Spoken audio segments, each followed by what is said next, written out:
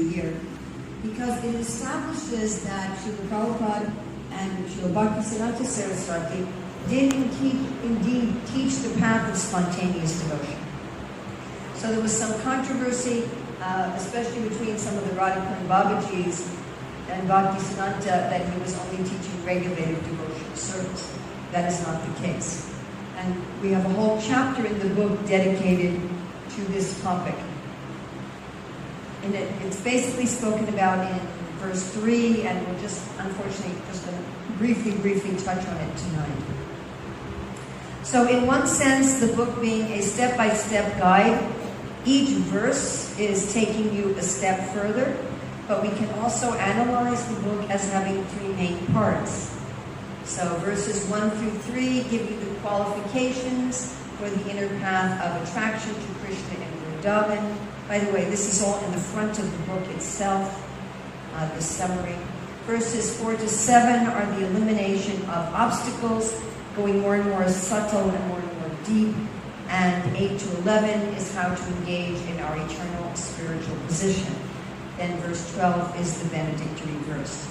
So the benedictory verse is that if we sing these verses with a sweet voice, trying to understand their meaning, we will attain the jewel of service to the divine couple in Vrindavan. Who would like the jewel of the service to the divine couple in Vrindavan? All right. You're not sure. Okay. Well, you can just kind of ride along with us. Like in India, the trucks are going and the person on the bicycle is holding on, so you can just go on. We'll take you. So we're going to be singing the verses together. Right? It's not going to be I sing, you sing. We'll sing it all together. This is to the tune of Jagannathastakam, but don't change the last line. Sing the last line in the same verse. Okay? Everybody ready? Together. Roko stego stala ishu sujane gusuragane swamantre srinamni vrajana vayuva sharane sadadam bambitva purugatima purvam atitaram vaye swantarbratascha tubirabiyache dritapadaha. We can say the English again all together. Oh dear brother, oh mine, having given up all pride, please develop unprecedented and excessive attachment to Sri Guru, to Sri Vrindavana, the abode of cows, to the devotee residents of Vrindavana, to all the devotees on this planet, to the confidential mantra given by Sri Guru, to the holy names of Sri Radha Krishna, and to the process of surrendering to the fresh, youthful couple of Raja. Holding your feet, I beseech you with sweet words. So how is he speaking to his mind? He's saying, my dear brother. And he's saying, I'm speaking to you with very, what kind of words? Sweet words. So we know Bhaktisiddhanta Saraswati says we should beat the mind with shoes and sticks. So there's no shoes and sticks here. What happened to his shoes and sticks? Don't worry, that will come later. But right now he's very sweet. Sometimes when you're dealing with a difficult person or an enemy, sometimes you have to be sweet, isn't it? You can get out the stick later. In the beginning you may be very sweet. So here he's saying that we should have unprecedented attachment. Unprecedented and excessive attachment. So this is very interesting because generally we think of yoga as the path of detachment. Our attachment that's motivating the detachment. It's our attachment that's motivating the detachment.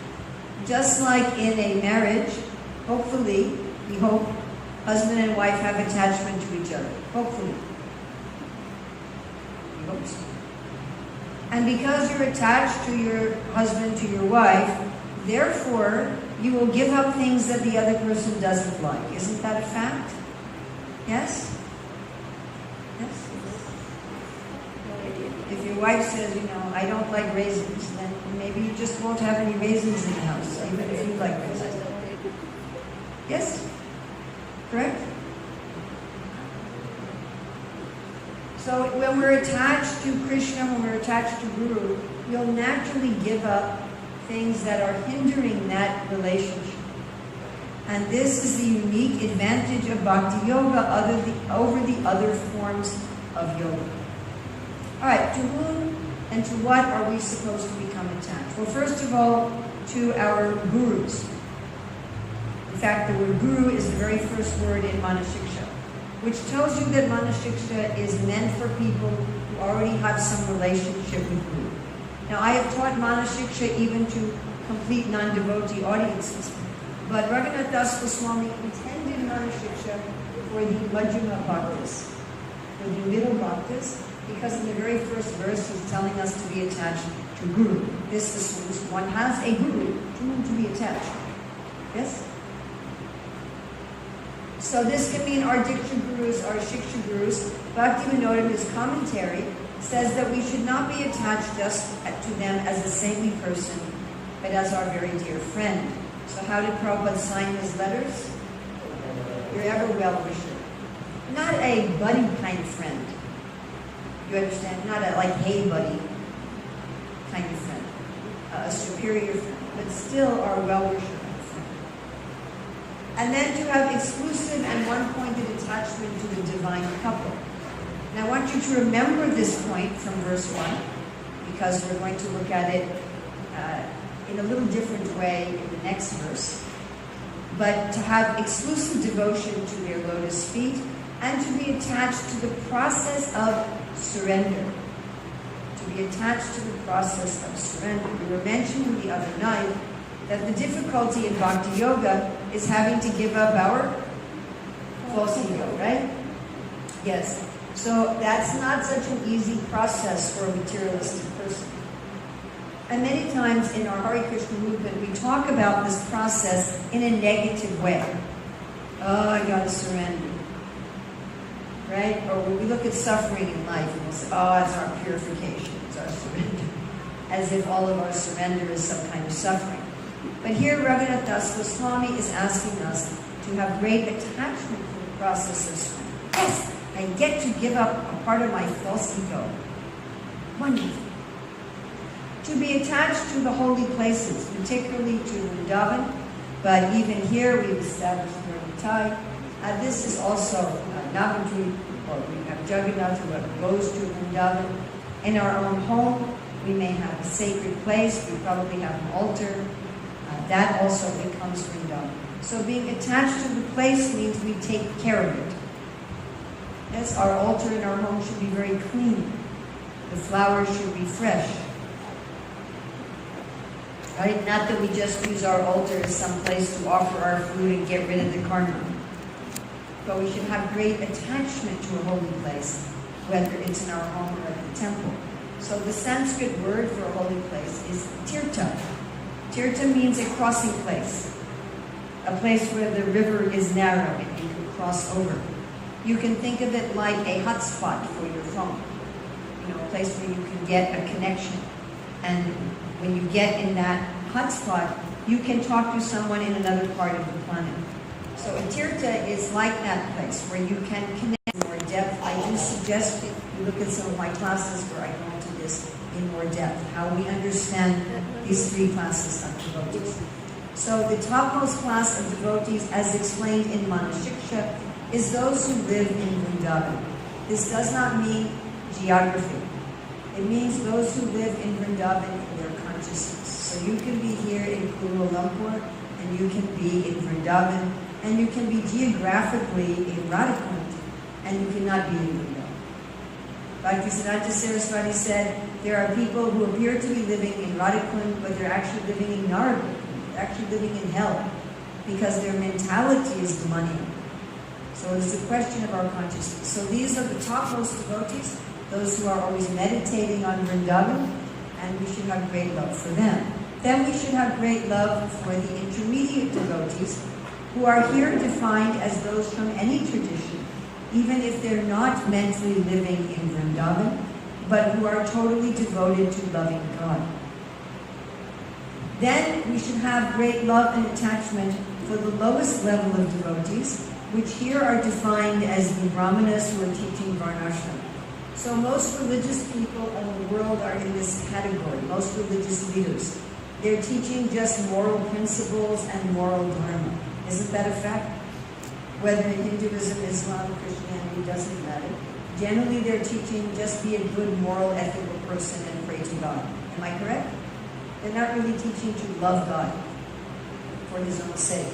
But we should have great love for them, even though they're teaching on more or less a mundane level. Then we should have great love and attachment for our Diksha mantras. And again, having this in the first verse indicates the type of people that Ragunatha Goswami is addressing in this book. Please keep this in mind. It will be very important when we get to verses 4 through 7. He's assuming that you have a guru and Diksha mantras from the guru. Otherwise, how are you going to have great attachment to Diksha mantras you don't have? So, of course, the Gayatri mantra is not of this material world. Srila Prabhupada nicely explains in Madhya 8 how the Kama Gayatri mantra is from the spiritual world.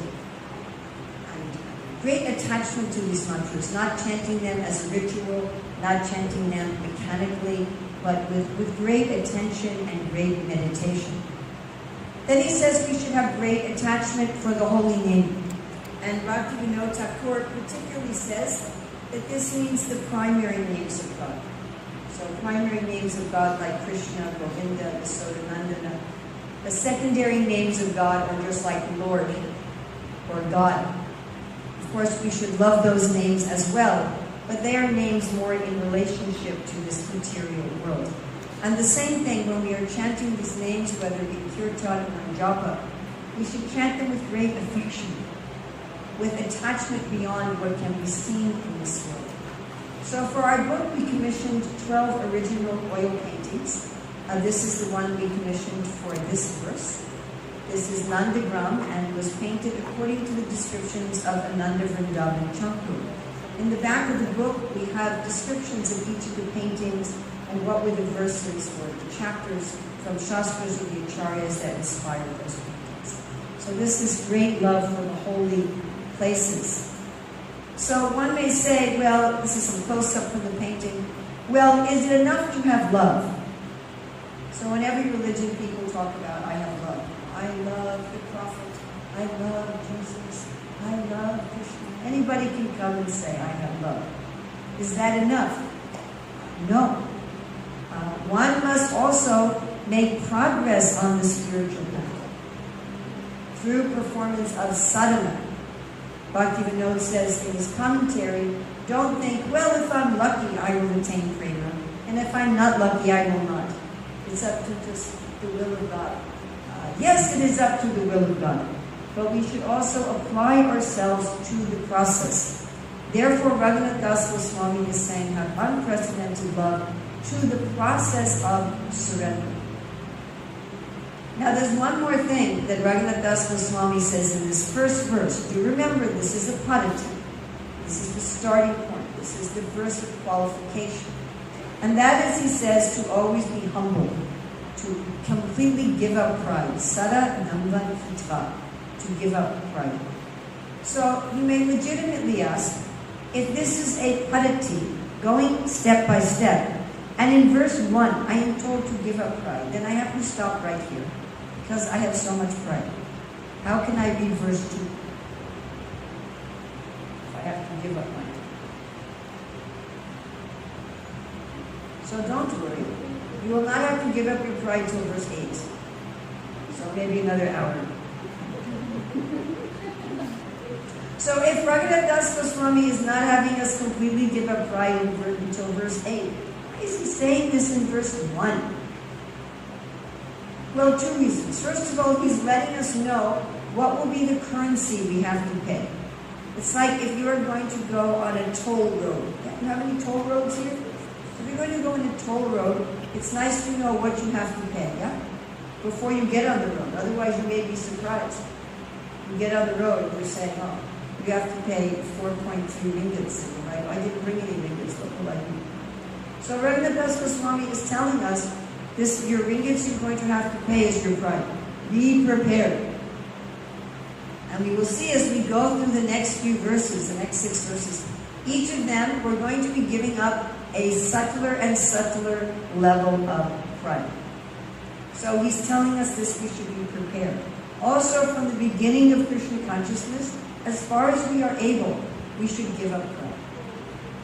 This humility is the first in the items of knowledge given by Sri Krishna himself in Bhagavad Gita, chapter 13, 8 through 12.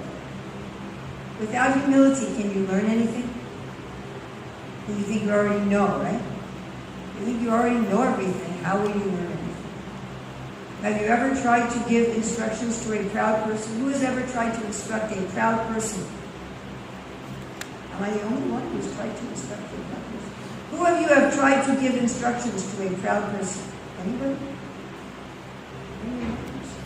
The rest of you are all, you and I are the only foolish people, right? I'm going to ask you again. Have you ever tried to give any advice or instruction to someone who is proud? Who has ever done that? Only a few people.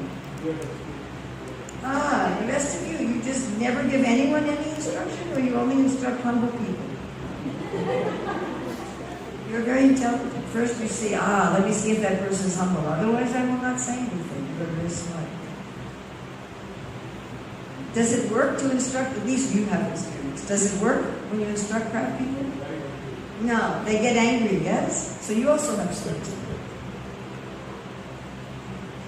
So similarly, Krishna cannot instruct us when we are proud. Or are you all just very shy? Is that part of the culture here in Malaysia? Everybody's very shy? Is it a very shy culture? I know Indonesia is a shy culture. Are you all shy? When you were in school, did you ever say anything? Because the class in school was, I speak English. You're not allowed to say anything. Oh my goodness. Teacher's always right. And you just have to listen. You can't say anything. Oh my. So I can't ask you any questions because everybody will just be like this. We'll try. How many of you are human beings? Okay, that's a little bit.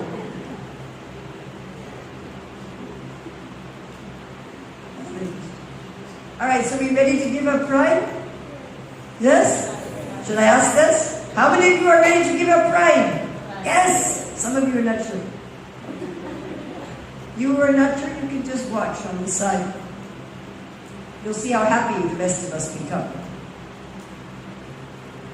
All right, ready for the second verse? Na dharmam, shruti gana niruptam kila kuru Rate Radha Krishna Prachura Paricharya Minatanu Shachi Sunanandishvara Pati Sutatve Guru Varam Mukunda Prastatve Smara Paramajashram Nanumana. Together. Indeed, do not perform any pious acts prescribed in the Vedas and supporting literature, or sinful acts forbidden in them. Stay here in Vrata. Please perform profuse service to Sri Sri Radhakrishna. O mind, unceasingly remember the son of Shachi as the son of Nandaraj, and Shri Guru as the dearest servant of Lord. So Srila Prabhupada would like to quote this verse. Ragunatha Goswami says, give up dharma and adharma. Give up dharma and adharma. Well, how are you going to do that? Everything is dharma or adharma. But if we look at Bhagavad Gita 4:17, we find there's three kinds of action. Karma, which is like dharma. Vikarma, which is like adharma. And akarma, which is neither one nor the other. So what does Ragunatha Goswami mean when he says to give up dharma and adharma? Because generally the devotees engage in activities that look like dharma, isn't it? Yes? Generally the devotees don't lie and cheat and steal and kill and things like this. So we appear to be doing adharma. We appear to be doing dharma. So what is it we're giving up? What we're giving up is a sense of identity. So what is the dharmic identity? I am a very good person. I'm very ethical, I'm very moral, I'm a good citizen, I'm very righteous, I'm a very good person. But you can see how this would interfere with an atmosphere of love. Suppose the husband comes home and says, is dinner ready? And she says, yes, I cooked dinner because I am a very good wife.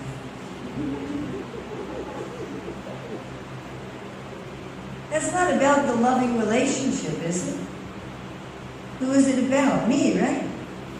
It's about my ego, my pride. And then you have some people, I'm sure none of you, but you have some people who have an identity of being a dharmic. I'm a bad person. I'm a rebel. I do whatever I want. You got people like that too, right? That's their pride. And anything done in this pride of, I'm a very good person, I'm a very bad person. Either one of those entangle us in the law of karma. Because any activities done in that mentality is done out of pride. So this is the first kind of pride. Here Ragunatha Goswami is asking us to give up this pride of identifying materially, either as a rebel or as a righteous person. Instead, we are to identify as Krishna's servant and to do everything for him. Now, how does this look like practically?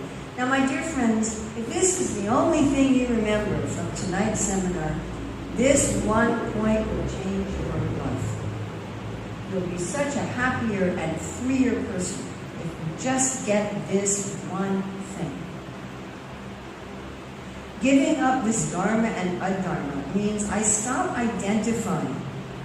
I am Malaysian, I am Indian, I am Indonesian, I am old, I am young, I am male, I am female, I'm somebody's wife, I'm somebody's father, I'm somebody's brother, I'm somebody's son, I'm somebody's daughter, and working in that consciousness. Now, I mentioned this the other day, just very briefly, but how this works is very practical.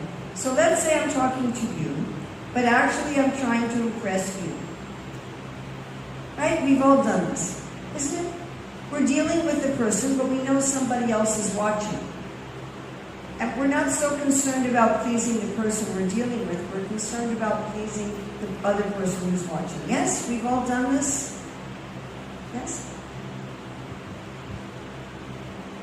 So we're supposed to do this with Krishna. We're supposed to be pleasing Krishna, that he's the person who's watching. So when I'm dealing with my husband, my mother, my father, my wife, my son, my daughter, my employer, my employee, anybody, I should not be trying to please them exactly. I should be trying to please Krishna who's watching. Is Krishna always watching? Yeah? Is he always there? He's always watching and listening. So is he happy with what I'm doing? In this way, I become a secret agent. I look like I'm a banker or an IT specialist or a doctor or this or that, but actually I'm a secret agent. I don't really work for my country or my family or my business. I work for Krishna. So just like a real secret agent, you know, if you're a Malaysian secret agent, I don't know, maybe you're going to North Korea to spy or something. So you don't go at immigration and say, hi, I'm a spy for the Malaysian government. Right? You have some other story that you say. Well, I'm a computer salesperson, I'm an English teacher or something like that, isn't it? And there you are in North Korea teaching English or selling computers, but you're really spying for your government. So we may look like I'm a good wife, I'm a good son, I'm a good whatever bank teller, but actually we're working for Krishna's company. Now what does Krishna's company sell? What's the product? Bhakti, right? Prema. We're selling love of God. So our real product is love of God. That's actually what we're doing. And everyone we interact with, either they're a co-worker in the love of God company, or maybe they're a supervisor, or maybe they're a customer, or maybe they're a potential customer. Maybe right now they shop in the Illusion Mall. So everyone that we're dealing with is a co-worker, a supervisor, a customer, or a potential customer in the love of God company.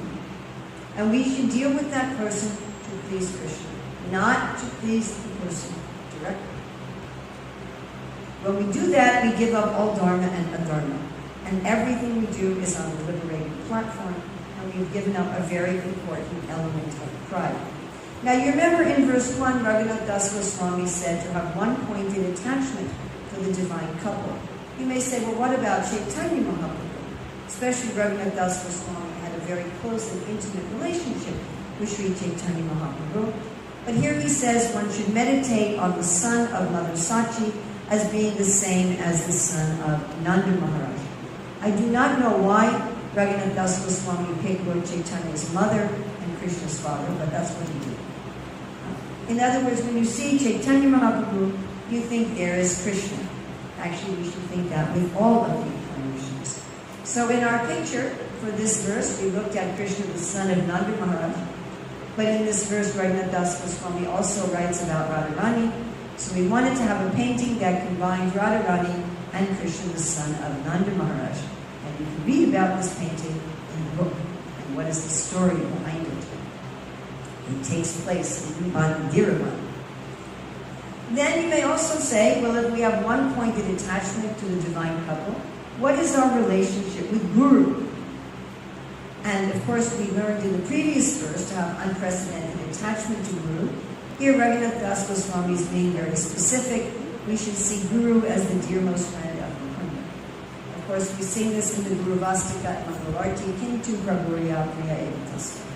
So our worship of Guru is not separate.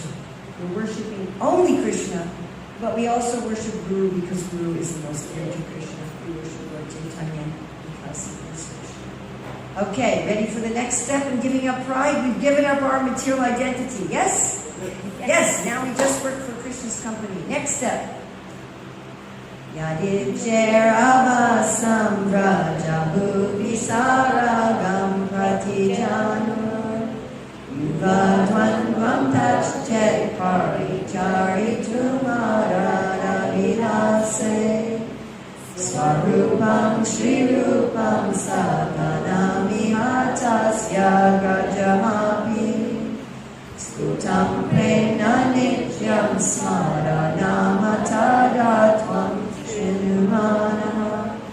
Listen, O mind, if you desire in every birth to reside in the land of Raja with loving attachment and to serve the youthful couple Sri Sri Radha Krishna in close proximity, then clearly remember and offer obeisances to Sri Swarupa, to Sri Rupa and his associates in Vrindavan, and to Sri Rupa's elder brother, Sri Srila. So first we're going to look at Pratijana, which means life after life. And this reminds us of Rukmini, who wrote in her letter to Krishna, if it's not possible to attain you in this life by my austerities, I am prepared to do austerities life after life. And Prabhupada writes in the Krishna book that to do devotional service with this great determination is the only price for purchasing Krishna. Now this patience to wait life after life is another level of giving up pride. Remember, this is a pradati. We're going step by step. We've given up that pride of false identification in the previous verse, but we may still have impatience. We may say, I'm a devotee of Krishna. I want my prema right now. Where's my prema? But no, Ragunatha Goswami is saying birth after birth. In order to have this patience, one must understand that we are an offender. It's a very difficult thing to understand. Generally, when we have suffering in our life, we think of how wonderful and pious we are and ask ourselves why we are suffering. Isn't that a fact?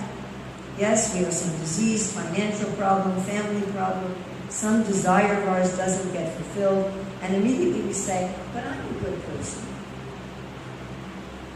In fact, I'm a very good person. I know those people, why they're not getting their desires fulfilled, but me, I'm very good.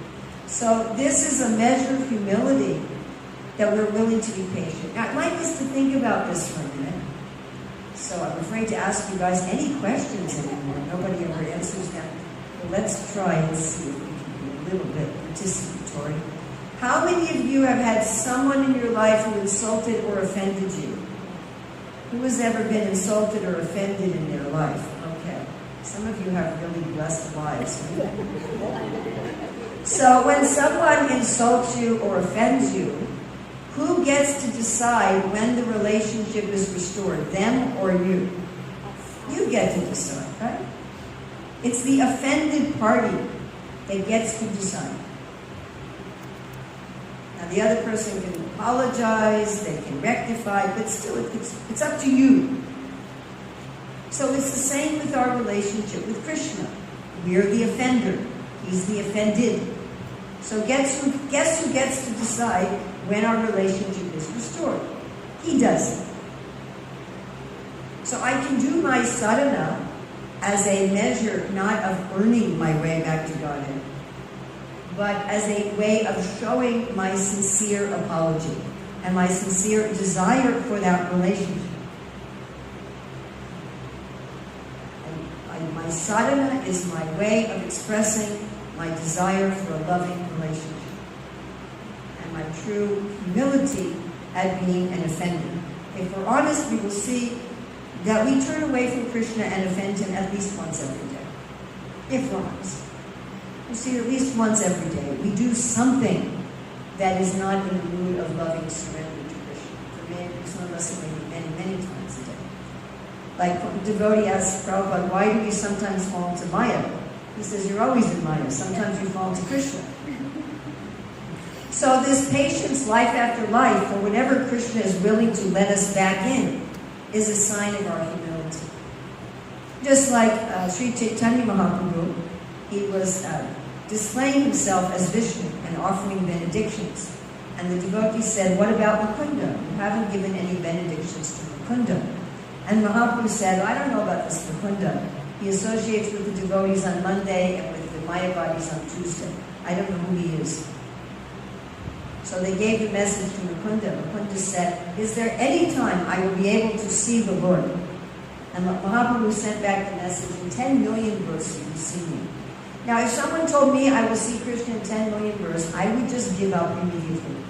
Could you imagine if we go in our preaching, please chant Hare Krishna and in 10 million verse you will become perfect. Would anybody become a member of our organization? I don't think so. But Mukunda, when he heard this, he started dancing. In 10 million verse, I will finally get to see him. And when Mahaprabhu heard that Mukunda was dancing and happy, he said, okay, immediately bring him in. So this is a deeper level of humility.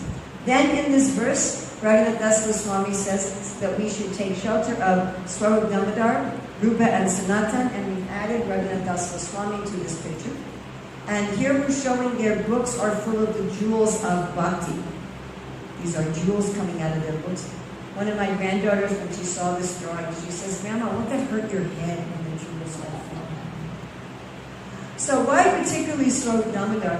Well, Ragunatha Goswami worked under Swarup Damodar. He was known as the Swarup's Ragunatha. But also because Swarup Damodar was entrusted by Sri Chaitanya Mahaprabhu in delineating the path of ecstatic, spontaneous devotion. And remember I mentioned at the beginning that one of the importance of Manah Siksa is that it establishes that Srila Prabhupada and Bhaktisiddhanta were teaching the path of spontaneous bhakti. Very, very briefly. This is a side point. If you don't get it, that's fine. If you want to go into it in more depth, we have a whole chapter in the book. I'm just touching on this. So if you get it, that's great. If you don't, it's fine. Swarup Damodar taught the path of spontaneous devotion in two forms, an outer path and an inner path. The outer path he taught to Rukeshwar Pandit, the inner path he taught to Ragunatha Goswami. The outer path involves many hours a day of chanting mantras and doing in-depth meditation. It's basically a path for Babaji. And it's very obvious when someone is doing it. The inner path is Manah Siksa. The true Manah Siksa is the inner path of spontaneous devotion. And you'll see as we go through Manah Siksa that it's something that's happening internally. It's not so much exhibited externally. The outer path, these are both bona fide paths coming from Sri Chaitanya Mahaprabhu. The outer path can be imitated and it can also be perverted. The inner path cannot be imitated. I mean, you could lie and say you're doing it when you're not, but it can't be imitated. And it's not subject to being perverted. In Bhaktisiddhanta's time, the practitioners of the outer path had perverted and distorted that path. And therefore Srila Bhaktisiddhanta rejected that performance. Not that he rejected the outer path because it's a bona fide path, but he rejected the way people were executing the outer path. This is the logo of the Gaudiya Math, developed by Bhaktisiddhanta Saraswati himself. It was used in his magazines. Our Srila Prabhupada put this same logo on the gates to our temple in Mayapur Dham. And here you see the holy name in the middle, Lord Chaitanya at the top, Guru and Gaudiya or the Sangha at the bottom. On this side you see the path of raga or spontaneous devotion, and on this side you see the path of vidhi or regulated devotion. So Srila Bhaktisiddhanta Saraswati was clearly making both spontaneous and regulated devotion part of his mission. But he taught this inner path of the Sri Manah Siksa of Ragunatha Goswami, and not the outer path taught to the Keshwara Pandit. The outer path is visible and obvious when someone is doing it, the inner path is not. Because Bhaktisiddhanta Saraswati and Srila Prabhupada taught the inner path, it's not obvious. And so people looking at the Gaudiya Math and looking at ISKCON will say, hey, nobody's doing spontaneous devotion. And therefore, there are many people who rejected Bhaktisiddhanta and said he's not actually teaching the path of spontaneous bhakti as given by Sri Chaitanya Mahaprabhu. So this Manah Siksa very clearly establishes what path of spontaneous devotion Srila Bhaktisiddhanta and Srila Prabhupada were teaching. What do we mean by spontaneous devotion? We talked about this a little bit yesterday, that on the path of regulated devotion, one is motivated by logic, by fear, by faith in Shastra and Guru. On the path of spontaneous devotion, one is motivated by a feeling of attachment to Krishna in a particular way. On the inner path of spontaneous devotion, devotees still follow all of the processes of bhakti that are followed in regulated devotion, where their internal consciousness is gradually opening like a bud turning into a flower. Now we're speaking about this point in this verse because Ragunatha Goswami in this verse uses the word sauragam with spontaneous devotion. So this means when one's feelings first start to awaken. Now they may awaken in the mood of being a servant like Raktak and Patrak, in the mood of being a friend like Subal, Sridham, Ujjwala, and of course everybody's favorite, Madhumangala. In parental mood like Nandamaraj, Yasoda, and Rohini, or in a conjugal mood. This is our painting for this verse. This is the beginning awakening of Raga, and because it's the beginning awakening, we have Krishna and Balaram seen from behind. There's a lot of dust from the cows, so everything is very hazy. Just beginning of a feeling of a particular attachment to Krishna, and here we have in this painting the chief devotees in each of these moods. Now you might say, well, Urmila, this is a Padati, and here in verse 3 we're talking about Swaragam, the beginning awakening of one's spontaneous mood. But my spontaneous mood hasn't awakened. I have no idea if I'm Krishna's servant, or if I'm a deer, or if I'm a parent. I don't know what I am. So can I go on beyond verse 3? Well, yes, if you want to awaken your spontaneous mood, and all of you raised your hands except I think one of you. So any of you who want to awaken your spontaneous mood of love for Krishna, you can certainly go on past verse 3. I want you to keep in mind, however, that as we go through the next verses, that this is a padati. The next verses we are going to go through are about getting rid of obstacles. But these verses were not written for materialistic people. They are written for people who have already done everything in verses 1, 2, and 3. So these verses are for people who already have attachment to Guru, to their mantras, to the holy name, to the holy places, to the process of surrender, to the devotees, who have already given up the false identity of I am a very good person, I am a bad person. They're already identifying as Krishna's servant. They already see Lord Chaitanya as Krishna. They already see Guru as the friend of Krishna. They're already patient up to birth after birth, and they're already following the path of slow Damodar. These are the people that are going through these obstacles mentioned in the next verses. This is such an important point. Even after our feelings for Krishna awaken, we are still going to have to go through these obstacles. Everybody ready now to go through deeper and deeper layers of giving up pride? I should warn you, these next 4 verses are heavy heart surgery. They're intense. Ragunatha Goswami is going to go deeper and deeper and deeper until all of our pride is eradicated. If you don't think you can take this, I suggest you leave the class for about half an hour. You can come back. It gets nectarian after verse 8. This is heavy stuff. Okay, if you stayed, I've warned you. Don't blame me. Okay? All right, our first layer of giving up the anartas, deep anartas of pride, is what we talk about. Asadvartavesha visrijamati sarvasvaharini katamukti vyakrana shinu kila sarvatmagilani api tvattva lakshmi patirati mito vyomanayani Raje Radha Krishna Swarati Mani Dautam Bhajamana.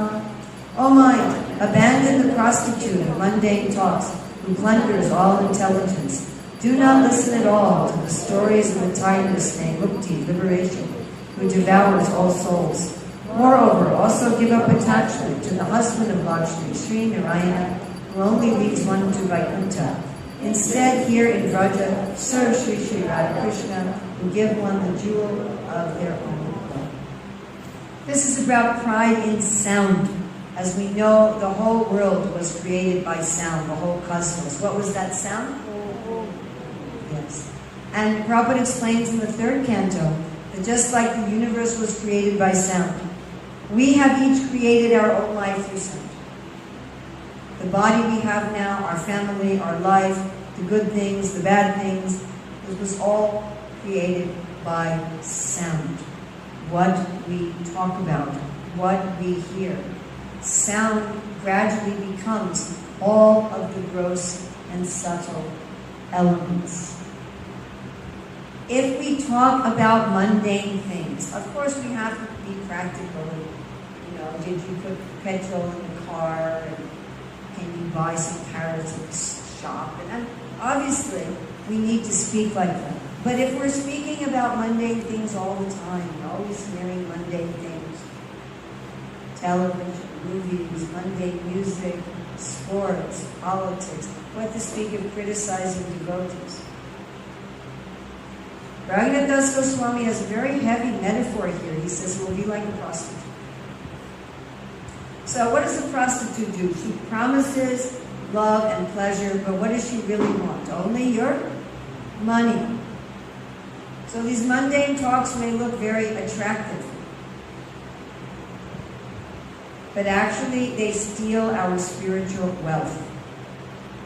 The person who goes to a prostitute loses his money, may lose his family, his reputation, and once he's lost everything, maybe loses his health. Once he's lost everything, even the prostitute leaves him. Isn't that a fact? So this mundane speech, we engage in it again out of pride. It's a pride of speech. We should give it up just as we are not interested in this, associated with some prostitute. Then he says there's speech of liberation. And this is like a tigress who will eat our very self. So what do we mean by talks of liberation? Even if we say, Kali was so bad, can't take it anymore, I just want to go back to Godhead and get out of here. You know, we're thinking about Krishna consciousness as a type of liberation. When we're focused on getting free of our suffering, just getting out of the world, that's the antithesis of a loving relationship. Just like at the end of Madhava Mahotsava, Jiva Goswami, Radharani says, may all those who are bound be liberated. And her friends start to cry. They said, we're bound to you with love. We don't want to be liberated. Right, so those of you who are married, if tonight your spouse came to you and said, okay, you're free to go, I hope you wouldn't be happy.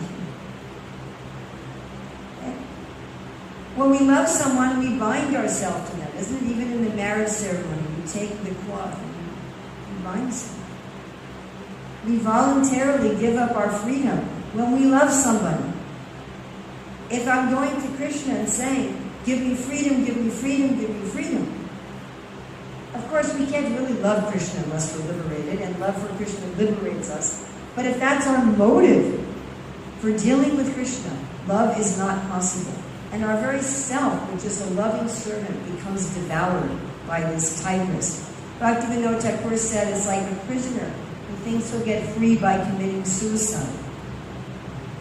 So these tendencies for mundane talk and talks of liberation are like the witches of bhakti and mukti that haunt us and prevent us from actually attaining love of God.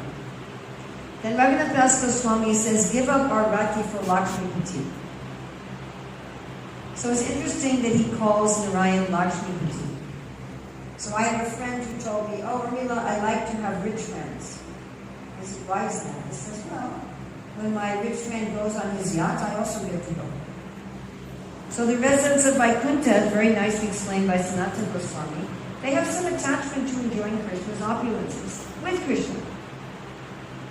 But they still have some attachment to enjoying Krishna's opulences. Therefore, this is his Lakshmipati. Whereas the residents of Vrindavan, when they see Narayan, what do they say? Where's Krishna? The residents of Vrindavan, they're not wanting to enjoy the kalpavriksha trees and the Chintamani does. Their enjoyment is pleasing Krishna. So how do we get rid of these problems? How do we get rid of the prostitute of mundane talks, the tigress of talks of liberation, and attachment to the opulences of the Lord, also through speech? Ragunatha Goswami says it's through this jewel, and this is our painting for this verse, it's through the jewel of service to Radha and Krishna. And this jewel of that service protects us from the prostitute and the tigress. So what is this jewel of service? We spoke yesterday about proper sound. Remember in the loving exchanges? Everybody remember? And what did we say was the most important aspect of having proper sound? It had to be what? Did I fail as a teacher yesterday? Come on, let me get at least a B. Beneficial, yes. How many of you remember that it was beneficial? Can you let me know how good of a teacher I was? Oh, only about a third of you. Oh, I get a D plus for that class. So our speech should be always beneficial. Whatever I say should be benefiting who? Me and the person who's hearing. Now do you remember? Is that helping a little? How many of you now remember that I talked about that yesterday? If I get a little bit, I've gone up to like a C plus. So if everything I say benefits me and others, then I'm not going to become contaminated by this prostitute and this tigress. That's this jewel, this protected jewel, that my speech should be in service. My speech should be in service to my real boss, Radha Krishna.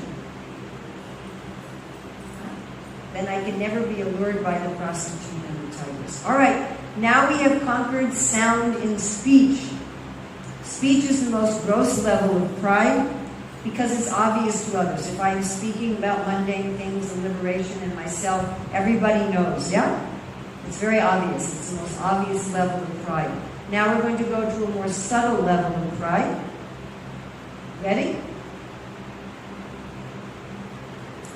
Asakchesta kasta pradavikata pasali viriha prakama kamari prakata patapati vyatikarai dale badvamanyeham iti pakavidvartma pagane rutvam putkaram avati sayata tvam manahita. When we say the English, I want you to notice we have quotation marks or speech marks here. So we should say that part with some emotion. Okay, everybody? While here on the revealed path of devotion, I have been attacked by the gang of my own lust, etc. who have bound my neck with the troublesome, dreadful ropes of wicked deeds. I am being killed. Cry out piteously like this to the devotees of Sri Krishna, the destroyer of Bhaka. Oh my, they will save you from these enemies. So here's a problem common to all religions. People's speech, they have the jewel of spiritual speech, the jewel of beneficial speech. They speak about God, they speak about spirituality, but privately their actions don't match. This is a more subtle level of pride because it may not be obvious to others. This may be our private actions that are opposed to our stated ideals.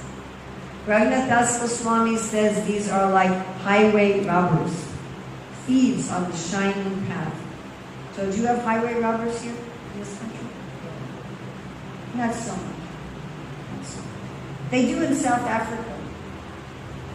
So when I first visited South Africa, they told me, be very careful when you're at the robots. Does anybody know what the robots are in South Africa?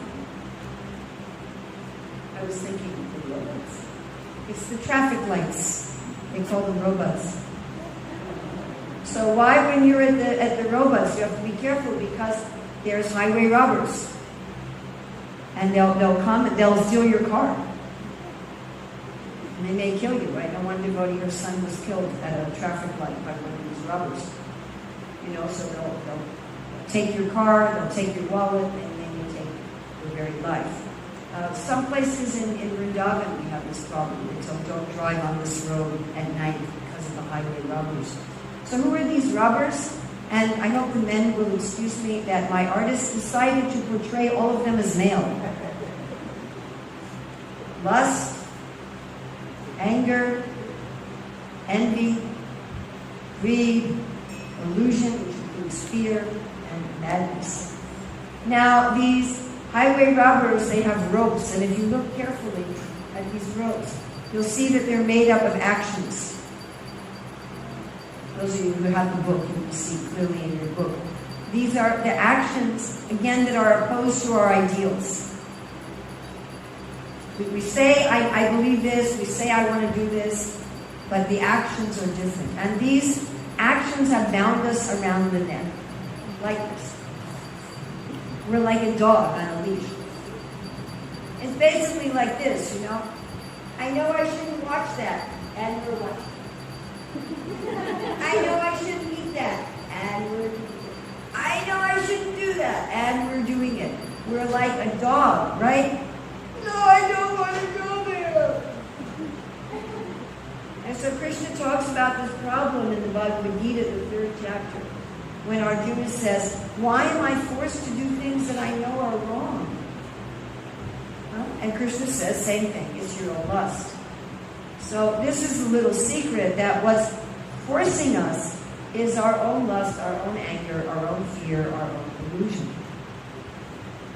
We are actually taking shelter of it. Kam ashrita, ahankara ashrita. We are thinking, without my lust, I won't take care of my family. Without my envy, I won't try to do my best at work. Without my anger, I won't care about justice. We're thinking we need these things in order to motivate us to be a good person. And then we're very upset when these same things induce us to act against our own beliefs and our own ideals. So this is a deep layer of pride. As I said, it's generally hidden from other people. How do we get free of this? So Ragunatha Goswami says, we remember the cheating crane. So a crane is standing on one leg, eyes closed, like a great yogi. Until along comes a fish. And then again, yogi. So the crane is the emblem of the hypocrite. The person who appears to be very saintly until there is some temptation. The Ragunatha Goswami does not tell us to take shelter of Krishna, the killer of Bakasura who came as a crane, but rather the devotees of the killer of Bakasura. He's telling us to take shelter of devotees who are at least a step ahead of us, who are free from these roads, who are free from these problems.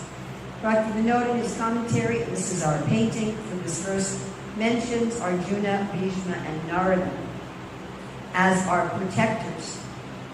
That we call for help from devotees who are themselves free of hypocrisy. And we talked yesterday about being inspired by devotees. Yes? I hope somebody at least remember that. Because our being dragged by these ropes, again, is because I'm attached to my lust, anger, envy, greed. I think I need them. And when I see devotees who've given them up, I develop some faith and some hope. Wow, here's someone who's given up anger, and he or she is happy. There's someone given up lust. This person is happy and motivated. Without lust, without anger, without envy, without greed, they're happy and they're motivated. Maybe I don't need them also. And we cry out, please save me. So by their examples, by their instructions, here we have the instructions of the great devotees cutting these ropes, we are free. Okay, at this point now, we have spiritual sound. We no longer engage in mundane talk or the talks of liberation. We're free of lust, anger, envy, greed. Imagine that. If we were free from being pulled around by our necks. Ragunatha Goswami says there's now a deeper, more subtle, more difficult level of pride.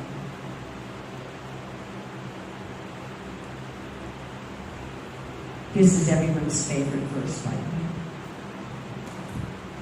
Are cheta prodyaka pata kutinati balakara sharat mudresnatvada asikatam atmanam abhimam saratvam gandharva girinada pada prema vilasat sudambo dasnatva tvam api nitaramam chasukaya.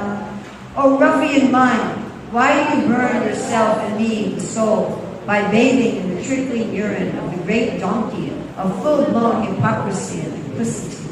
Instead, you should always bathe in the ocean of love, emanating from the lotus feet of Sri Shuddha Parvika Girihari, thereby delighting yourself and me. Well, we have a little change here in how he's talking to his mind. No more, my dear brother, with sweet words. Oh, ruffian mind. I did tell you he would get out the stick a little later, didn't I? And why is he getting out the stick here? Because this is the pride of the mind. We had the pride of speech, the pride of action. Now this is the pride of the mind. In our speech, we deceive no one. Everyone can tell what a rascal we are by how we speak.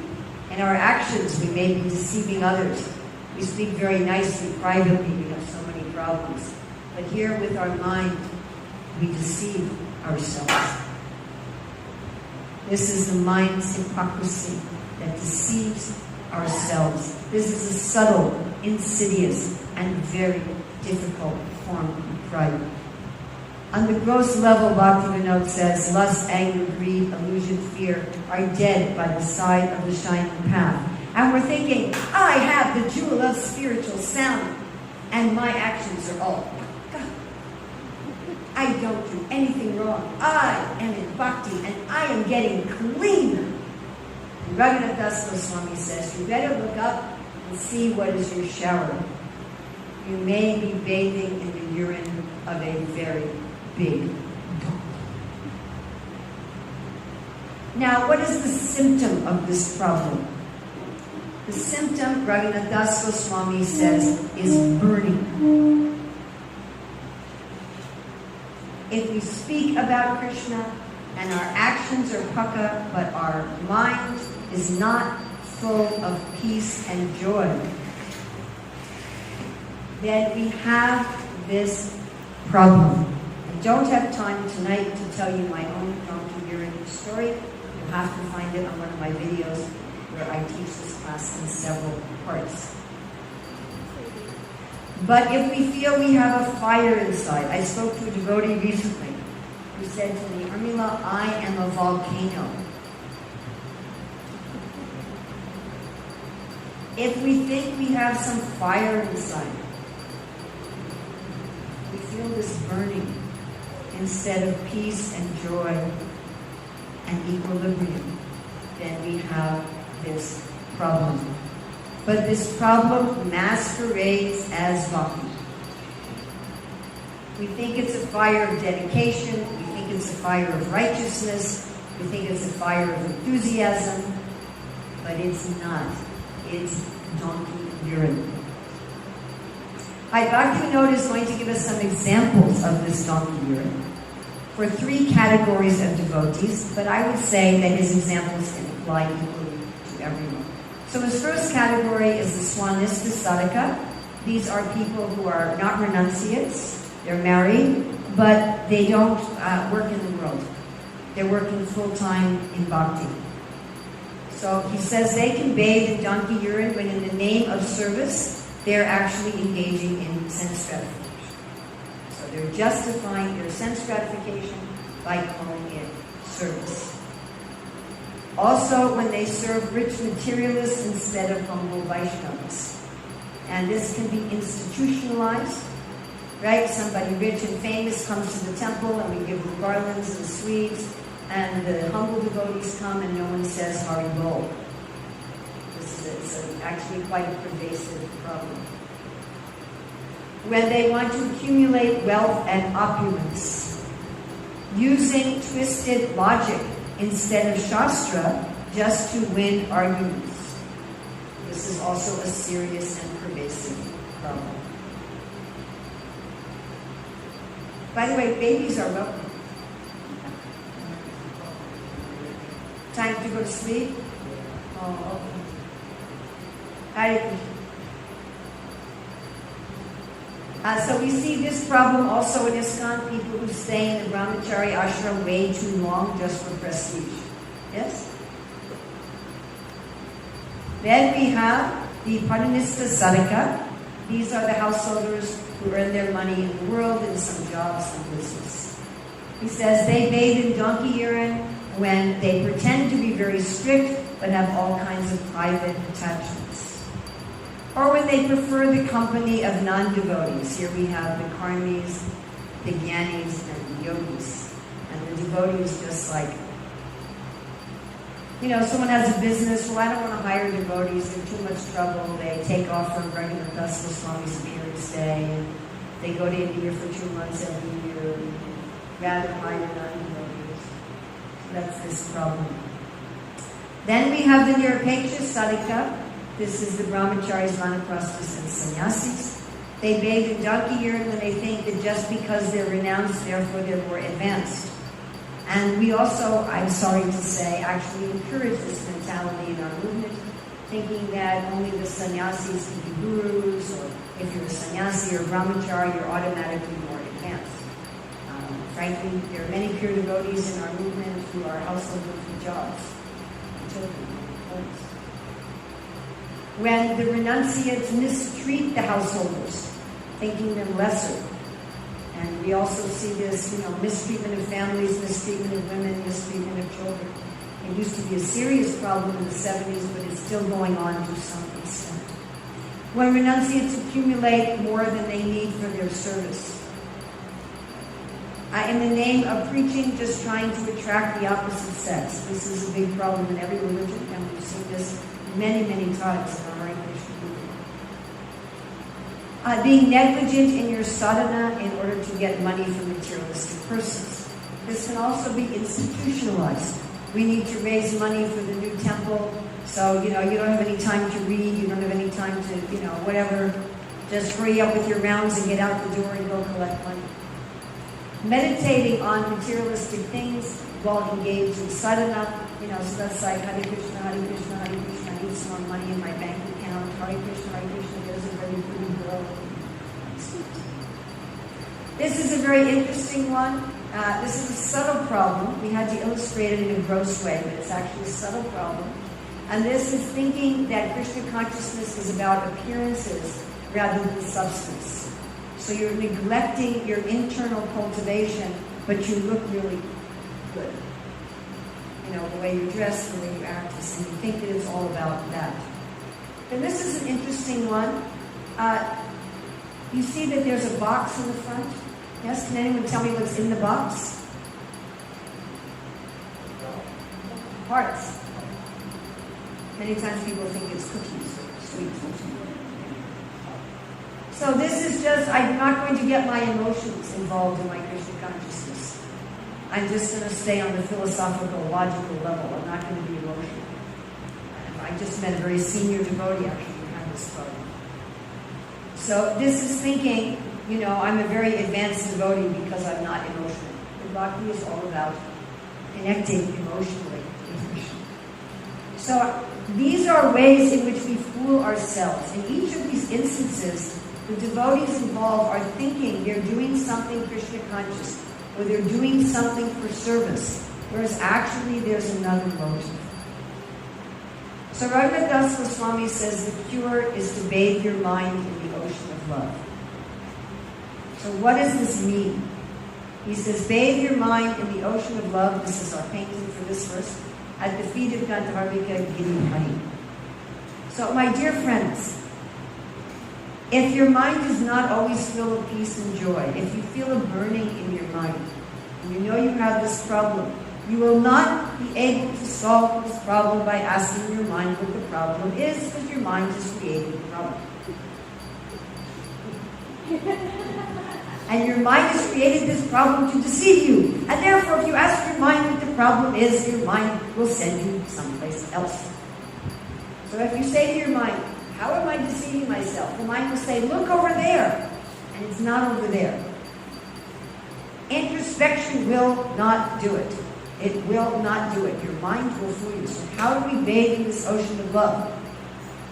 4 parts. Looking at Bhagavad Gita. What does Arjuna say in the beginning of Bhagavad Gita? He says, I am burning, right? I am burning. And he says, Krishna, I think I'm doing the right thing. I don't want to fight. You don't want to fight your guru and their grandfather. He says, I don't want to fight my superiors. The women won't have any husbands. I'll be going to hell. I'm a good person. I'm doing the right thing. But why am I burning? That's the problem here. I'm doing the right thing. I'm in bhakti. Why am I burning? So the first thing is to go to Krishna, because that's what Arjuna did. He said, I am your disciple. Step 1, go to Krishna. Krishna, you show me. You reveal to me what is the problem. I can't see it myself. Step 2, Krishna reveals. Whole Bhagavad Gita, Krishna is saying, here Arjuna, here's the truth. You're a soul and God. Here's the nature of the spiritual. And here Arjuna is falsity. Here's the modes of material nature. Here's the demoniac nature. So here's the divine. Here's the demoniac. Here's truth. Here's falsity. That's the second step. Third step. At the end of the Bhagavad Gita, after Krishna has shown Arjuna everything, he says to Arjuna, now you choose. I met one gentleman from India who told me that was his favorite verse in the Bhagavad Gita.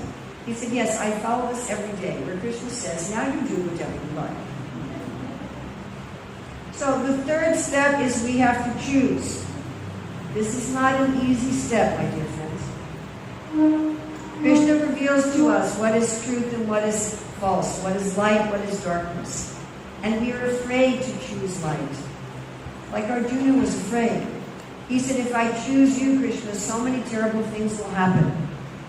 And the mind will say, if I choose to give up this inner deceptiveness, so many terrible things will happen. And we have to ignore those fears and choose the truth. First step, when we choose truth, Krishna takes away the deception, he takes away the hypocrisy, he takes away the problem, and he floods us with peace and joy and equilibrium and contentment. We are then always swimming in our mind in this ocean of love. So we've come a long way here on this Padati, attached to Guru, to the holy name, to the holy places.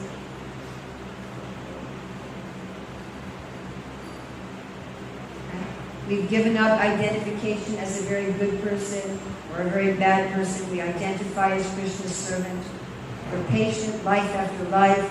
We have a jewel of service in our speech. We're free of the ropes of lust, greed, and anger. Our behavior is all paka. And in our mind, we are swimming in the ocean of love. Our mind is full of joy and peace and clarity.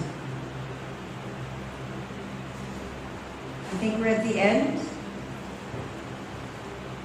Ragunatha Goswami says you have one more deeper level of pride.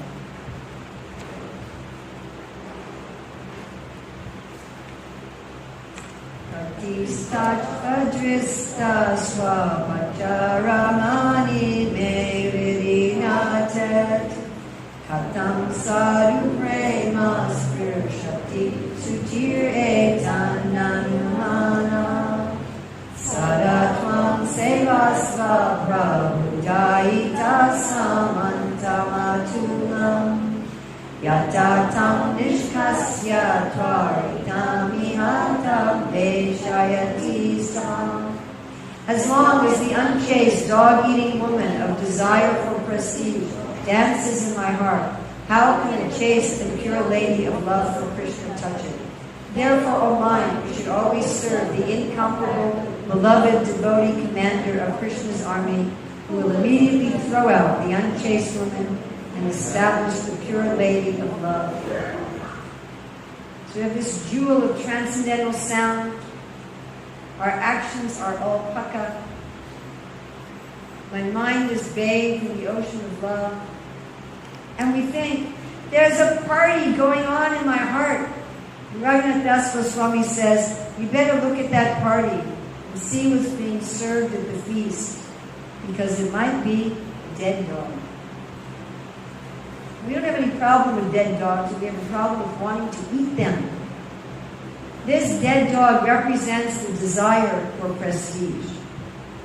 The desire to eat this dead dog, to enjoy this prestige, is represented by an immoral, unchaste, disloyal woman who prevents the chaste ladies of love from entering the heart. Just like we might go to a shop where we want to buy something, but they're playing really loud, obnoxious music, so we don't want to go in, right?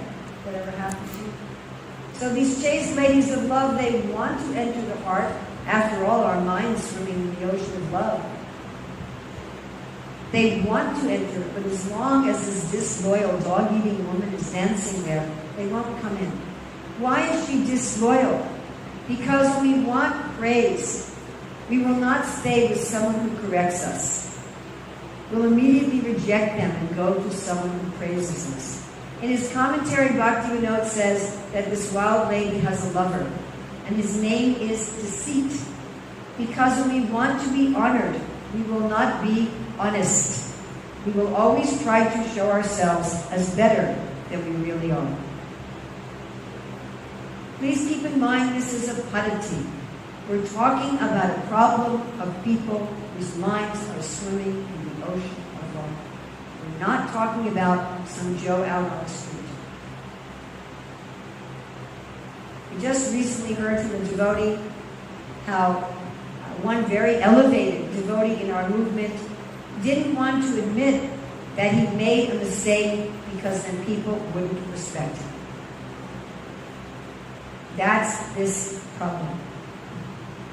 And Bhaktivinoda says that this desire for prestige, which we've shown here as trophies and award, is at the root of everything deceitful, which we've shown here with masks in our life. And he warns us, if we do not eventually get rid of this desire for prestige, the other problems may come back. And we've also seen this. We've seen devotees who became very advanced in bhakti. Very advanced. This is talking about people who are advanced in bhakti and not getting rid of this desire for prestige. Eventually, again, the dog eater, the ropes around the necks, the prostitute, the tigers, all came down. Bhaktivinoda analyzes, what do we want to be praised for? What do you think it is? What do you think a person wants to be praised for at this level? Anybody have any idea? What does a devotee want to be praised for at this point? Their advancement. Yes. Bhaktivinoda says the householders want to be known as being kind, religious, sinless, as being a devotee of Vishnu, a knower of spiritual subjects, and is very detached. I know my husband and I were always proud that we had no furniture. It's this kind of thing, you know. Oh, we are very detached householders. We have no furniture. We sleep on the floor. He says the renunciates, they want to be proud. They want to get praise for being renounced, for being a master of Shastra conclusions and a perfect knower of devotion. I remember when I first started teaching this, one devotee called me and was telling me, Urmila, I am the only one who really understands the science of bhakti and rasa in the Shastra.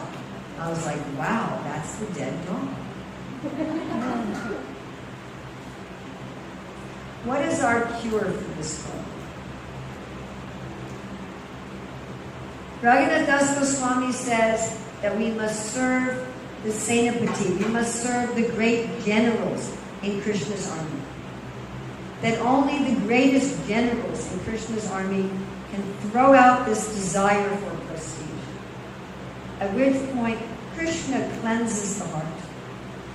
Then our heart becomes like a very beautiful city into which the chaste lady of love can enter.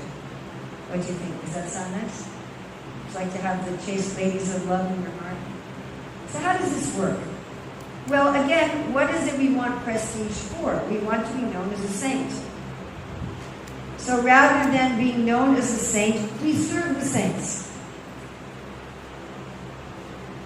When we have the mood that I am a servant of the saint, by the way, guess who praises us when we serve the saints? Somebody praises us. You know who does? Who's very pleased when we serve the saints? Who's very happy and pleased?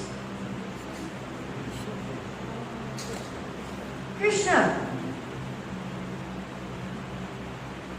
You know, when Akura was going to Vrindavan, he said, Krishna and Balaram will call me Uncle Akura, and my whole life will be glorious. And Prabhupada writes there, if we're not trying for recognition for Krishna, our whole life is condemned. This desire for recognition is not wrong, my dear friends. But we should be trying for recognition from the right person for the right thing. The dead dog is wanting the recognition from the other devotees for being such a saintly person. Which is not real, is it? Are we really such saints? I'm not. It's false. The real recognition we should be going for is Krishna, who says, well done, good and faithful servant. We want Krishna to recognize, yes, you are a wonderful servant of my devotees. That recognition is real, it's genuine, and it fills up with the satisfaction that we're looking for. When we get that kind of recognition, then we can throw out the desire for the false recognition of the world. Bhaktivinoda talks about how we get this mercy of the saints. He says through embraces, through taking the dust of their feet, the remnants of their food. Here's Chalanara eating the food of the Bhaktivinodas, taking their foot water. And then the potency of the great devotees will flow from their heart into ours. Here's our painting for this verse. The chaste ladies of love will then enter our heart. Now we have gone through all of the levels. I told you it would be about an hour. It was about an hour. And now we have given up. What have we given up? What were we supposed to give up in verse 1? Pride. Now we have given up pride. Let us see what the devotee who is free from all pride says in the next verse. Yata dristatvam me davayati shatsatyapi kripaya yata mayam premam pritamapi dadyat Phalamasham Yata Shri Gandharva Bhajana Vidaye Prerayati Mam Tata Goste Kakva Giriharami Atvam Bhajamana. Even though I am a cheater, the Lord's mercy can drive away my inherent wicked nature, give me the glowing nectar of divine love, and inspire my heart with the process to worship Sri Gandharvika. Therefore, O mind, with pleading words, you should worship Sri Giridhari here in Vrindavan. You see in the verse, yata, yata, yata, and then tata, very common Sanskrit construction. So here, the devotee, you can see the devotee is free from pride. I am a cheater. I have an inherent wicked nature. No more, I'm that's gone. I'm a wicked cheater. The devotee is asking for 3 benedictions. What is the first one? Please give me your mercy. At this point, the devotee sees my wickedness is vast like an ocean. I'm sure everyone here goes to the ocean, right? It's big. Demigods in the 10th canto say, this material world is like an ocean. Having gone through these verses of Manah Siksa, we may think like that. My speech, my behavior, my mind, my heart, my identity, my impatience, my wickedness, my pride is as big as an ocean. The demigods say, if you approach, you don't even have to touch, you approach the lotus feet of the Lord, a miracle happens to that ocean. Can we count together to 3? Everybody ready? 1, 2, 3. That ocean becomes like a little puddle. It's a dirty puddle, but it's very small. And we can step over it without difficulty. So the first thing we ask for is mercy to drive away our wickedness. I can't do it alone. The next thing we ask for is glowing nectar to drink. Bhaktivinoda says this is a metaphor for the full revelation of our spiritual form and service. Here in our picture from the book, these are all pictures from the book, by the way, this is Radha and Krishna pouring nectar into our hearts, and the rays of the Ladini Shakti fully revealing our true nature and service. We may have had some little idea of this back in verse 3, but now it's fully revealed, now that all of our pride and deceitfulness is removed. Third benediction, the service of Srimati Radharani, the service of the internal energy. This is our painting for this verse. Krishna taking the newly awakened soul to the shelter of Srimati Radharani. So there's a song we sing in our ISKCON temples every day that asks for these 3 things. Mercy to drive away wickedness, revelation of our eternal form and service, and the shelter of Srimati Radharani. Does anyone know what song that is? We sing it every morning in every ISKCON temple.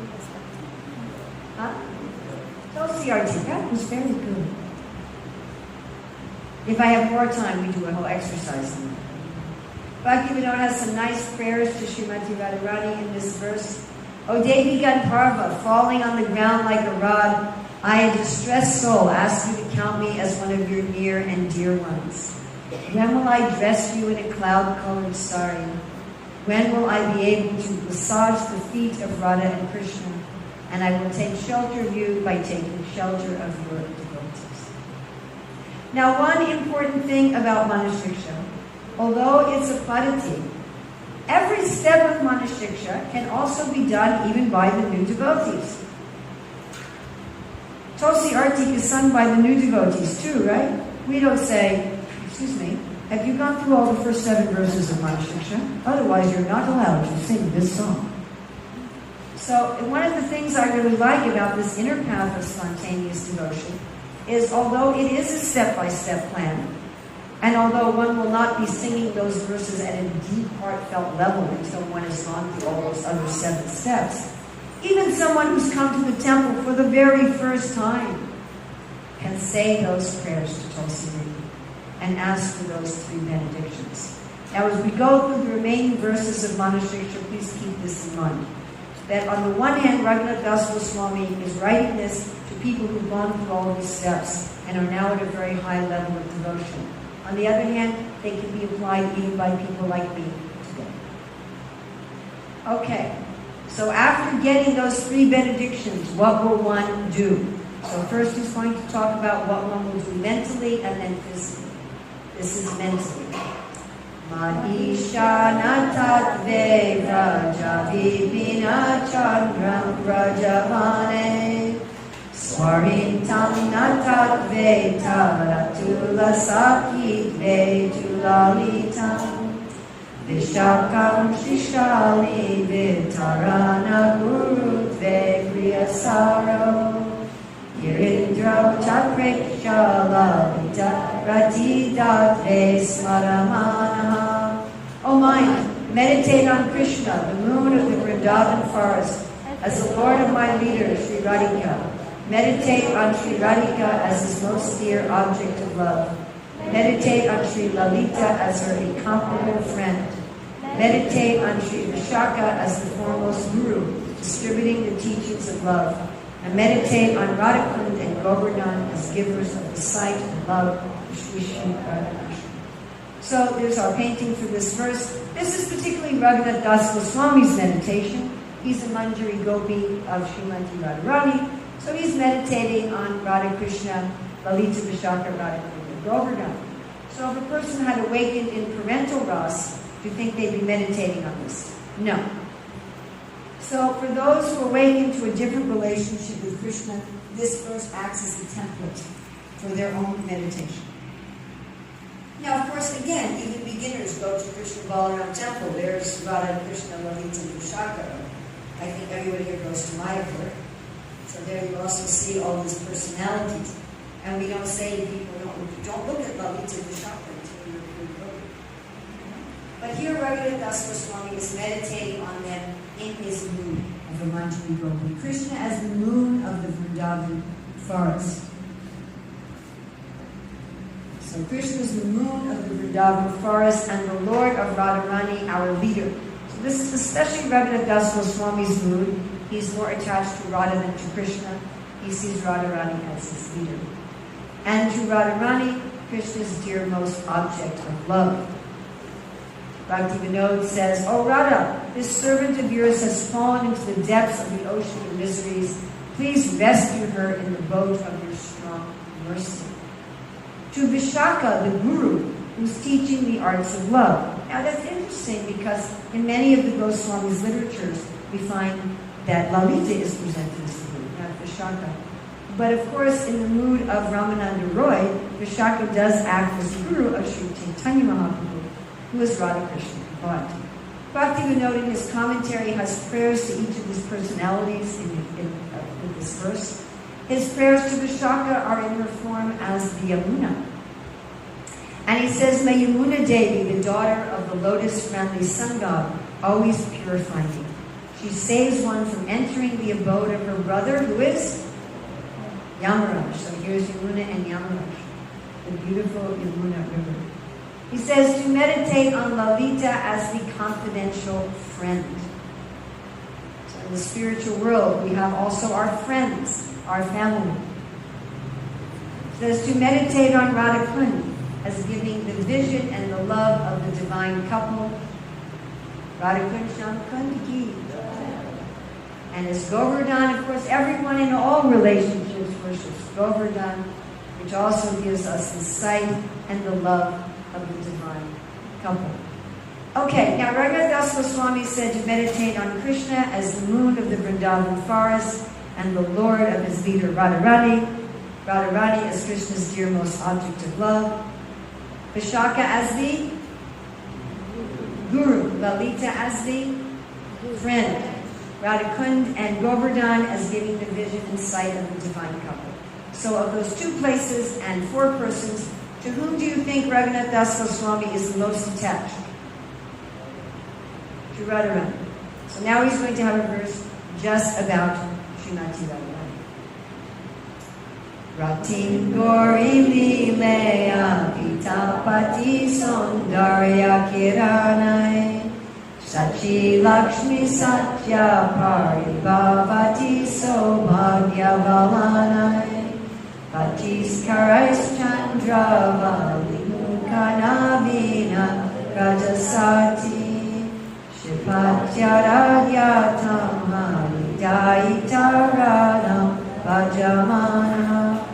O mind, offer your worship unto Sri Radhika, the beloved of Lord Hari.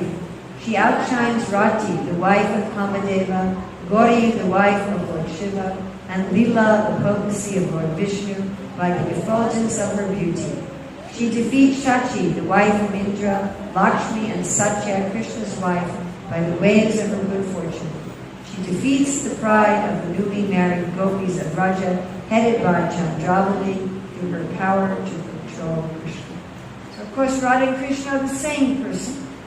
They eternally separate for pastimes and for pleasure and happiness. She outshines Rati, the wife of Cupid, Gauri, the wife of Shiva, all the demigoddesses. They are all offering their tribute to her. Bhaktivinoda has prayers to Radharani in his commentary that she is the moonlight of bliss for the lotus of good fortune, the beloved of her father, Vrishabhanu, and outshines all of the gopis. This is our painting for this verse. This particular part of the Shastra has never before been illustrated. This is Krishna's return to Raslila. And this is described in the Bhagavatam and also by our acharyas. These are the 8 principal gopis. This is not Radha and her 8 gopis. This is the 8 principal gopis, the left wing and the right wing gopis. Bhaktivinoda Thakur says to us, if we want the mercy of Radharani, we have to climb in the boat of the Sakhi's mercy and sail into the ocean of love, where we will find the lotus feet of Radha and Krishna. So far what do I do? What do I meditate on? I meditate on these personalities, but what do I do? So in this last verse, Ragunatha Goswami gives us what to do, and again, these can be done even by beginners. Samantri Rupena Smaravi Vasharadha Giribritor Raje Sakshat Seva Lavana Vinhaye Tadgana Yujyo Tadi Jakya Jnana Shravana Nati Panchamritamidam Dayam Nitya Govardhana Nudinam Tvam Bhajamana. O mind, you should every day drink the 5 nectars, worship, glories, meditation, listening to divine pastimes, and offering obeisances, and worship Govardhan according to the rules. In this way, follow the instructions of Sri Rupa and obtain the direct service of Sri Sri Radha Girihari, who are captivated by the God of amorous love in the company of your associates in the Vrindavan. So Ragunatha Goswami says to do these 5 things every day as if you're drinking nectar. If you're drinking 5 nectars, eating your 5 favorite kinds of ice cream, dancing your 5 favorite dances, meeting your 5 best friends, swimming in the 5 most refreshing pools. Do them with enthusiasm, not mechanically. So what are these 5 nectars? Worship, glorification, meditation, hearing divine pastimes, and offering obeisances. Worship, glorification, meditation, hearing divine pastimes, offering obeisances. Worship, glorification, meditation, hearing divine pastimes, offering obeisances. Worship, glorification, meditation, hearing divine pastimes, offering obeisances. Worship, glorification, meditation, hearing divine pastimes, offering obeisances. Worship, glorification, meditation, hearing divine pastimes, offering obeisances. In his commentary, Bhaktivinoda talks about doing all these in relation to Govardhan. He says you can worship at Govardhan. You can do glorification at Govardhan. You can do meditation at Govardhan. Now here, Bhaktivinoda gives us the 5 stages of meditation. These are also given in Harinam Chintamani, Jaiva Dharma, and by Jiva Goswami. Does anyone know where Srila Prabhupada gives us the 5 stages of meditation?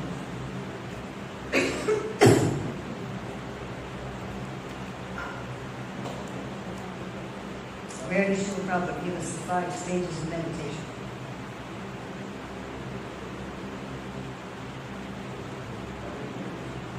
Anybody?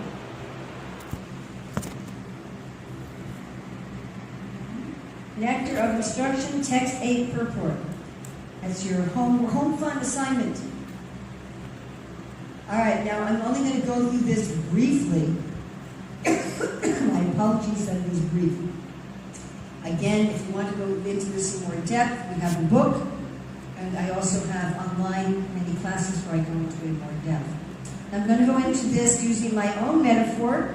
Up until now, I've given you only Ragunatha Goswami's metaphors and Bhaktivinoda's metaphors. This is Urmila's metaphor. So, if you don't like it, you don't like it. Hopefully you'll find it helpful. These are the stages of meditation. First stage is hearing. We hear in a meditative way of Krishna's pastimes. I compare this to taking milk and putting it in a pot. Next stage is accepting. We start to internalize what we're hearing. It starts to become a part of us. This is like lighting a fire under your pot of milk. Third stage is actually called meditation. This is when the milk in your pot starts to boil. This third stage has 5 subparts. Third stage, part 1. Third stage, part 1. Interrupted meditation. So you think about Krishna, then you think about something else. Think about Krishna, think about something else. So I compare this to, you've got your pot, it's boiling, you stir your milk, then you wash your rice, you stir your milk, you make the dal, you stir your milk, you cut the carrots, you stir your milk, you answer the phone. Next, third part, step 2, uninterrupted. Uninterrupted. You think about Krishna's footprints, then you think about how he walked to the Yamuna, then you think about how he's swimming in the Jamuna. This I'm comparing to you're stirring that milk all the time. It's uninterrupted stirring. Okay, third part, part 3. The meditation becomes condensed. You can think like in a class. Some people in a class, they're interrupting their attention, right? They're in the class, but they're making garlands. Other people, they have uninterrupted attention, but it's kind of superficial. Then there are people who have uninterrupted attention, but they're really meditating on the class. So that's his third stage, part 3. Okay, third stage, part 4. Third stage, part 4. So everything's getting really thick. Everything's getting really thick. Now you have, actually it's not just getting really thick, it's kind of expanding. Your meditation is going out of your meditation time, which is japa and gayatri, to your whole day. Third stage, part 5, samadhi, of the mind. The mind is fully absorbed in Krishna, but it's on the level of the mind. Fourth stage, spiritual samadhi. Now, third stage, part 5, samadhi, does not become fourth stage, spiritual samadhi. It attracts it. Jiva Goswami says that Krishna enters our consciousness on the path of our meditation. Just like if someone's thinking of me, I'm likely to visit them. When our mind is in mental, it's material, samadhi, Krishna becomes attractive and he enters the consciousness. And he reveals himself. That is the fourth stage. Fifth stage, burfi. That's when one sees Krishna face to face. These are the 5 stages of meditation. Hearing, accepting, meditating, interrupted meditation, uninterrupted meditation, concentrated, expanded, samadhi, mental samadhi. spiritual samadhi, face to face. Then we have hearing divine pastimes at Govardhan, offering obeisances at Govardhan. Bhaktivinoda says, every day bathe Govardhan with these 5 nectars. What are they again? Worship, glorification, meditation, hearing divine pastimes, offering obeisances. We should do this every day as if we are drinking nectar. Then in this verse also he says we should worship Govardhan. Of course, Ragunatha Goswami received this particular Govardhan Shila. This is a photograph of the Govardhan Shila that Ragunatha Goswami received from the hand of Mahaprabhu. And that's why we put this picture on the cover of our book, although some devotees asked me if it was a piece of chocolate. Why Govardhan? Because there Radha and Krishna are with their intimate friends. Of all the devotees, this Govardhan hill is the best. And Bhaktivinoda reminds us in his commentary that even if a devotee is very advanced at this stage, they should still take Charanamrita, wear tilak, and do everything as the regulated devotees are doing, because this is, after all, the inner path. Now, my friends, we have gone through the Padati of Sri Manah Siksa, and so now we get our benediction. Manah Siksa Daikasa Dakra Varametan Madhuraya Yiragaya Tishtai Samadhigata Sarvatayatiya Sayutya Shri Rupanu Gahiha Bhavan Gokulamane Jano Radha Krishna Tulabha Jana Ratnam Salabhate. Becoming a follower of Sri Rupa and his companions, one who with a sweet voice loudly recites these 11 supreme verses which give instructions to the mind and strives to understand all their meanings completely, obtains the incomparable jewel of worshipping Sri Sri Radha Krishna in the forest of Gokula. So here's that benedictory verse written on a palm leaf, as Ragunatha Goswami would have done. So he's saying, we follow Rupa Goswami. Ragunatha Goswami is giving general instructions. Rupa Goswami is giving in Bhakti Rasamrita Sindhu very specific instructions. And of course, we follow Ragunatha Goswami, who wrote this Manah Siksa on the bank of Ragunatha. This verse can be understood as either sing these verses in Vraja or sing them anywhere and you'll go to Vraja. Bhaktivinoda Thakur has given us many verses in his commentary glorifying Vraja. And in one of them, he says that Radharani has a pride about the forest of Vrindavan, and her pride is, this forest is mine. So these are the splendid instructions to the mind by Ragunatha Goswami, with the commentary by Bhaktivinoda Thakur. Of course, we understand Ragunatha Goswami by the mercy of Srila. So thank you very much. I hope you don't mind me a little bit over time. We no longer have any copies of Manah Siksa here in Kulolokar. If you would like to get a copy, you can see Shantirupa and she will reserve a copy for you. If you would like, we have a couple more copies of our book, Essence Seekers, and the last part of Essence Seekers is based on Manah Siksa. So Essence Seekers is taking these principles of Manah Siksa and put them in the form of fictional story. So it starts with Jad Bharat's instructions, goes to Mahaprabhu's instructions, and ends with Manah Siksa. So if you'd like to learn Manah Siksa in a little lighter, easier way, you can get the book Essence Seekers. And then I think we have a very, very few copies left of our chanting book. We have 2 copies left of Essence Seekers.